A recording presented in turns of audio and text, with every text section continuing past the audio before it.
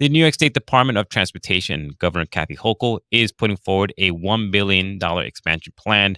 This project aims to widen a 30-mile stretch of Route 17 in Sullivan County and Orange County. Governor Hochul said a project like this will enhance tourism and economic competitiveness and quality of life for residents and visitors. Recently, the Regional Plan Association released a report stating the potential negative impacts of highway widening projects. The report challenges the assumption that widening highways offers a multitude of benefits, arguing that the projects may not effectively solve congestion and transportation problems. On the program with us now is Dr. Rachel Weinberger, who is a Peter W. Herman Chair for Transportation at Regional Plan Association, and she has over 30 years of transportation planning experience in the public and private sectors and academia. Welcome to the program, Dr. Weinberger. Thanks, Patricio. It's wonderful to be So here. I gave a brief overview of what has actually happened in our area. Is that a good way to present it, that the state is having this plan to widen the roads in Route 17 in our area in Sullivan, Orange counties to help with the congestion that happens, especially during the summer months, and to drive economic business up here to our area? I think that's based on some ideas about transportation that may no longer apply, particularly in New York State. Right. In your report, you talked about something thing called induced demand. Can you explain what that is and how it affects traffic when the roads are widened? Sure. So if you think about transportation as something that people consume or they're using, that's a kind of a consumption. And by widening or by trying to address the congestion, you want to make the trip faster. And in essence, when you make a trip faster, that is similar to making it less expensive, right? It doesn't cost as much time. And so when you make something less expensive, generally more people want it, right? Or want to use it or consume it. So that in that sense, you're inducing more people to come and use. So you created this new capacity, you made it a faster trip, more people want to do it.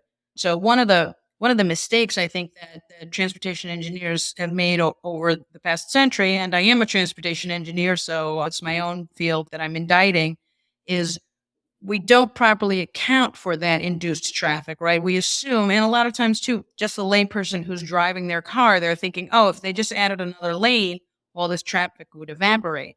But that assumes that it would be the same number of vehicles, the same number of people and vehicles traveling at that same time. It fails to consider the fact that you've made it cheaper, so you brought more people into the fold. So that's the idea of induced demand. Right. There's widening roads, more people can come up here and sort of worsening the problem that we sort of trying to solve a little bit with the congestion. The thing that I hear most about with the congestion is that idling cars, and that will bring more pollution to the area.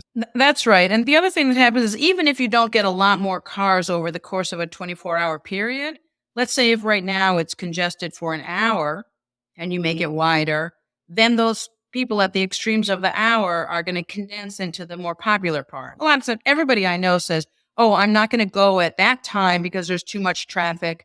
I'll go a little bit later, or I'm leaving early to beat the traffic. But now you've made it the same travel speed as earlier, so I'm going to go later. So you might, even if you do wind up with just the same number of travelers, in any case over a 24-hour period, now you've crunched them into a shorter congested period. And so you still have the same number of vehicles idling for the same period of time. So maybe just go back a little bit here. Tell folks, what is the Regional Plan Association and how did this particular study come about? So Regional Plan Association we're in our 101st year, so we're a 101-year-old progressive era good government organization, right? We're an NGO, non-governmental organization, and we look at regional issues. So our region that we look at includes the particular area that, where this expansion would be, or this project is, I should say. Let's not assume that it's an expansion. And so essentially we look at transportation, housing, environment, all these kinds of issues, trying to make the region a better place for all the residents. So because transportation generally is a solid part of our wheelhouse, and we look at what the state is spending on transportation projects, we look at projects all around. We found this was on our radar, and a lot of the reason for the report was to try to bring a little bit more light to the issue, not so much heat, because it's easy for people to argue and bicker and say, well, yes, it is, no, it's not. So we bring a research orientation and we want to explore some of the issues and try to explain them in a way that helps move this conversation along and allows people to understand that there are potentially alternatives. Right. And currently, from what I understand, is the expansion project plan is in the environmental impact studies stage. But I do notice that there is work being done already in some parts of 17 of what I think is happening is because of this. Perfect example is exit 105 here on Route 17 in our area has been changed completely to build it up to interstate highway regulations. The standard, yeah. Standards. I think there are separate projects. Some of the intersection projects may be programmed separately. I don't actually know the exact detail on all of those things. But one of the things that I think is worth mentioning in this particular case is what we see is that there is some congestion some of the time in some parts of the corridor. And I understand that's frustrating, especially to people who have been living there for a long time. Also for people who are just moving there, right? You thought, oh, this is a great place, no traffic, easy to get there. And then it's you and everybody else had the same idea, and all of a sudden it's a whole different story. But as I said, some congestion, some parts, some of the time, it turns out by New York State DOT's own estimates, it's congested about 2% of the time in only particular areas. So some of these projects that you're talking about, particularly intersections, particularly exits, that's where you see the worst problems. And if you have congestion 2% of the time on a 3 or 4 mile portion, does it really make sense to add that much additional capacity in the entire corridor? And that's really the question. So can some of these other projects, some intersection improvements as you've seen happening, do those address the issue? You also do wind up with the same induced demand problem that we just discussed, even when you're just fixing or trying to address those intersections, but still it's a little bit of a lighter touch and would be a more appropriate way to proceed. Right. The report suggests that other ways to fix the traffic without making roads wider. Can you go give us some details about that of how are you making traffic better without making the roads bigger? I wouldn't say you're going to make traffic better as the starting point, but you might make travel better, right? So one idea is you could make traffic better just by doing those intersection improvements, right? But you could make travel better by doing a different land use configuration. So the thing about roads in low density areas is roads are perfectly suited to low density. But as you have increasing density, especially as you have just summer communities, increasing density there, then you want to rethink the pairing, right? Transportation and land use always work together, right? There's an important relationship there. And so when you have a very low density context, then road is the best way to serve travel needs in that. When you start getting increasing density, more people are coming, the area is more popular, then you want to create a way, not necessarily transit, because a bus needs a lot of people to operate.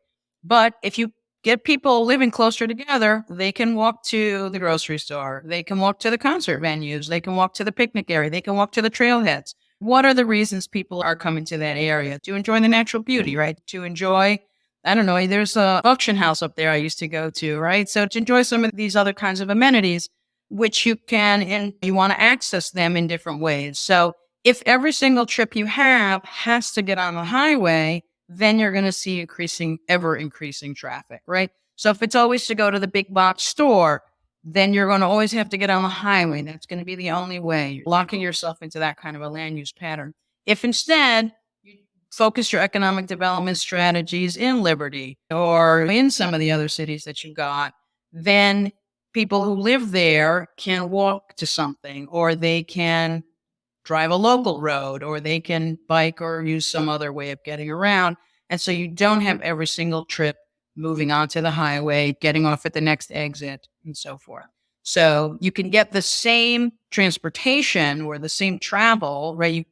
By which I mean, you get to the thing that you're going to do, right? By some other means. And so that way you have a natural traffic reduction. The one thing, because I've been to a couple of these press conferences for the expansion of Route 17. I've been to, I remember 3 years ago, I went to one in Middletown.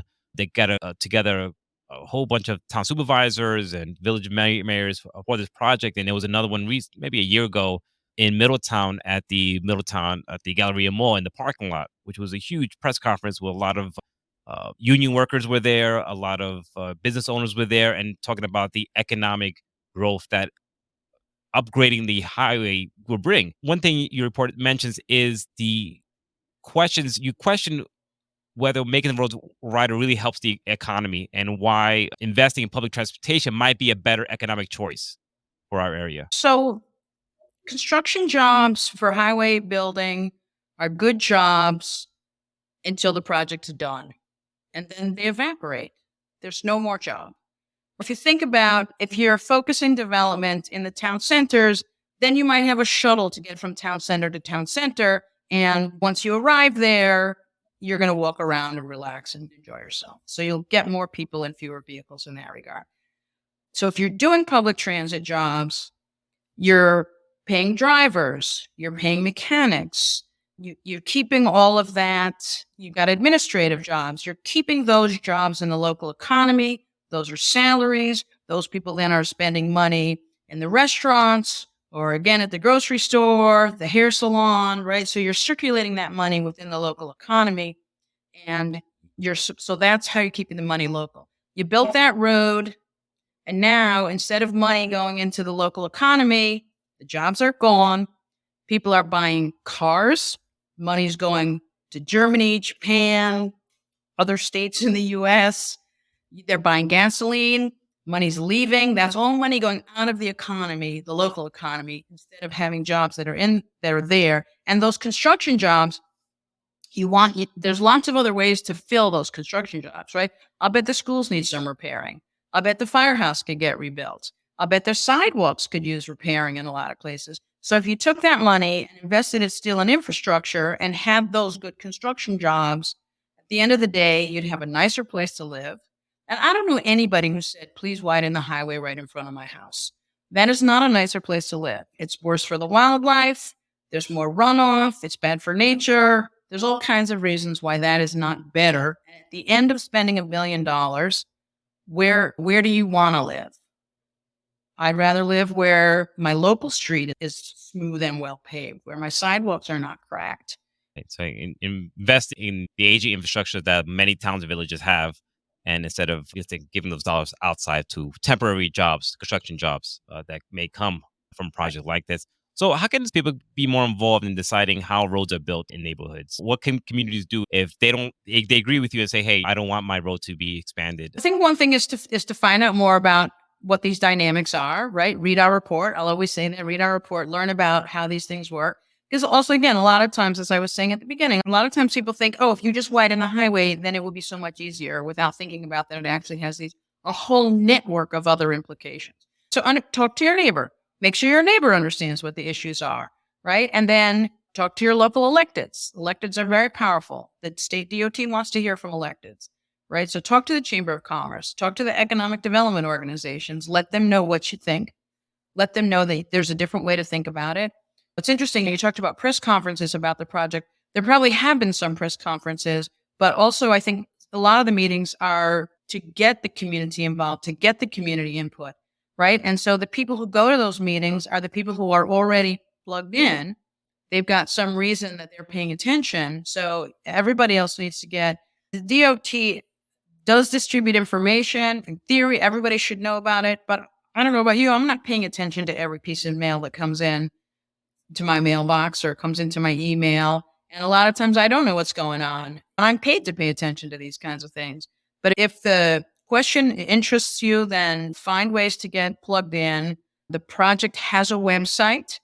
Comments will be taken. But more important than giving those kinds of comments really is to get actively involved with the local mayors, the local councils, right to the governor. There's all sorts of ways to get involved with these kind of questions. Right. Dr. Weinberger, before we end this conversation, is there anything else I have not touched on? Do you want folks to know about either the organization or the report? The only thing I'd say, Patricio, is, it's a lovely part of the country. It's absolutely beautiful. I went to camp in Liberty, right? My grandparents had a hotel in Livingston Manor. I almost bought that property when it was for sale about 35 years ago.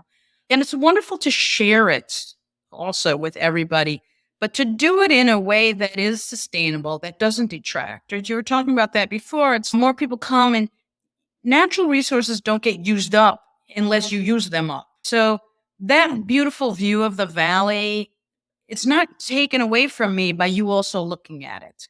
That's really the definition of a public good, right? It's like there it is for everybody to enjoy. But if we pave it over, if we keep with the greenhouse gas emissions, that's the way that we're going to run it down. So if you want a sustainable future, you want to preserve that beauty and you want to share that beauty, then we want to think about how are we going to do this in a forward-looking way rather than doing the same thing that for the past 100 years we have evidence it has failed and failed, and there's almost no evidence of any place where that has been a successful solution to a congestion problem. I was talking to Dr. Rachel Weinberger, the chair for the transportation at Regional Planning Association, talking about a recent report that was released stating the potential negative impacts on a highway widening project like the Route 17 project that's happening in our area. Thank you so much, Dr. Weinberger, for joining us on the program. I do really appreciate it. A pleasure being here, Patricio. Thanks so much.